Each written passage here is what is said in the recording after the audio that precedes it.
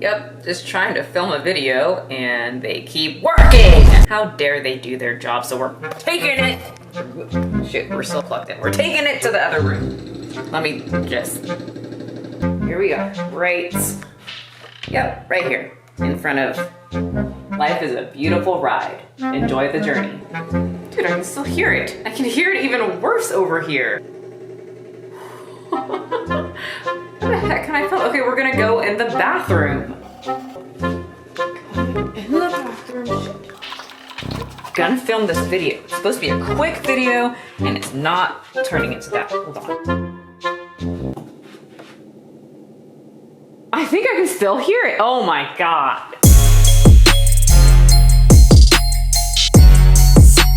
Holy crap, what the heck? Okay, I feel like my voice is kind of loud and you guys can probably just like not maybe hear too much of it. Maybe, I don't know, it's a quick video, okay? I guess it's kind of messy. And yes, I know, I'm wearing the exact same thing I wore for the previous video because it's the same day and I'm gonna wear the hell out of this outfit in a couple more videos, quite possibly. I love it, it was like 15 bucks at Ross. So what do you expect? Can you blame me? All right, to the topic. So like I said, this is a very quick video about Boogie. I don't know much about Boogie. He's not somebody that I watched. The only reason I'm making this video is because Alan Roberts made a video and he made a very good point. Now, Alan Robert was very irritated at Boogie. And before you go on, I know you're gonna say, Alan Roberts already made a video about it. Why are you covering it? I'm not covering it. I'm talking about something different. A past experience and personal experience of mine. So pretty much what happened is Boogie made a post on Twitter. Was it Twitter? I think this is Twitter. But pretty much, I'll pop it right here, but pretty much is what he said is that, well, self-harm sometimes motivates him to not do that self-harm because he doesn't like pain. And Alan Roberts pretty much said, I'll pop his right here as well, but pretty much he said that because of your following, you are pretty much saying or telling your very young impressionable followers that self-harm can be a really good thing. He said that this is very irresponsible and you have to really think about what you're putting out for the world to see when you are someone that has a lot of followers, when you are someone that has people that adore you and are hanging on the end of edge of their chair just waiting for you to post so that they can follow what you do. And so if you wanted to see more of what Alan was talking about, you should go check out his video, but what I wanted to talk about is my own personal experience with self-harm. As you guys know, I am a past binge eater. I could say that I'm a binge eater now because I still struggle. I feel like it never really goes away. I feel like it's always just kind of with you and you just learn how to deal and reduce, you know, your binges. But in reality, I love binging, but it hurts and I feel extremely crappy afterward. So I'm not too sure what the context he was going in when it talks about self-harm, but I used to have a very similar mindset through like the peak of my binging days. So pretty much what my thought process was, because it hurt so bad, like the amount of food that my hands would shove into this mouth was just daunting. And so in my head, I was like, well, what if I just went all out, went crazy, just got a bunch of food? I would go to Walmart. You guys know how much I love Walmart. Cheap food, snacks means a lot more food that I can afford, and fill up my cart, go back home, watch cartoons while I eat and eat and eat, throw up and eat some more. So in my head, my thought process was, well, it hurts so bad. If I really do some damage, really do some self-harm, then I won't want to binge.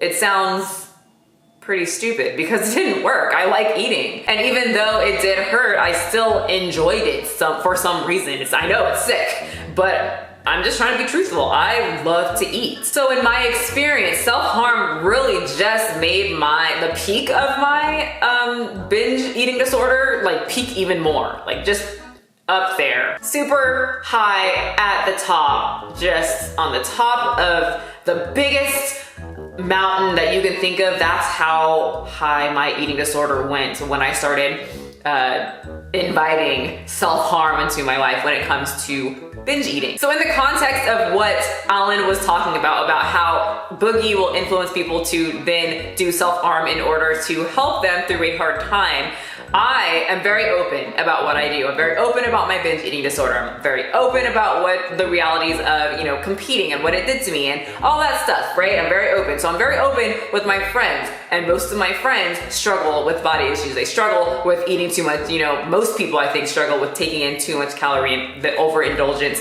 of food. So because I'm so open, I would say things like, oh, you know, I think what will help me and not my binging, because I can't freaking close my mouth and stop eating, I should probably just eat more until it physically like really hurts my body, and that will influence me to not do the binges. And then they would say something like, oh yeah, that makes perfect sense.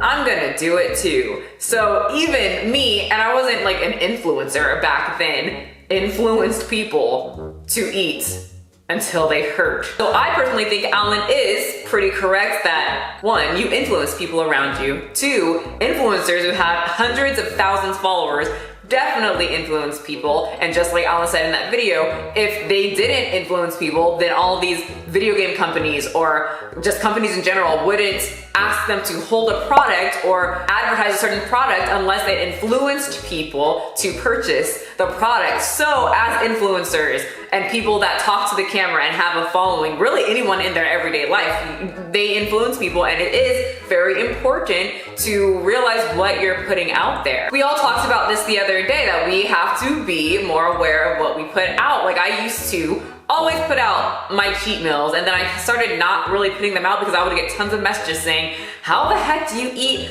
all these hot Cheetos and you look the way you do? I can eat hot Cheetos too. I'm gonna go get some hot Cheetos. And reality, I eat hot Cheetos like once, maybe twice a year. Now I've learned to put a little disclaimer like my once a year hot Cheeto eating time. And I also do want to say I can kind of understand what Boogie is doing, but it kind of works when it comes to like my binge eating disorder, because back then it wouldn't. Me overeating, no. But now that I am in a healthier mental state, I know that like hot Cheetos, they hurt my stomach. So it does inspire me to not eat it. But once again, when I do eat them, I'm not trying to overeat on them or like make my stomach hurt. So that takes, I think, a lot of mental conditioning. And I'm also not eating everything else and just going balls to the wall on junk food. So I can resonate with what they both are saying, even Boogie. But I did want to express, because I watched Alan's video while I was getting ready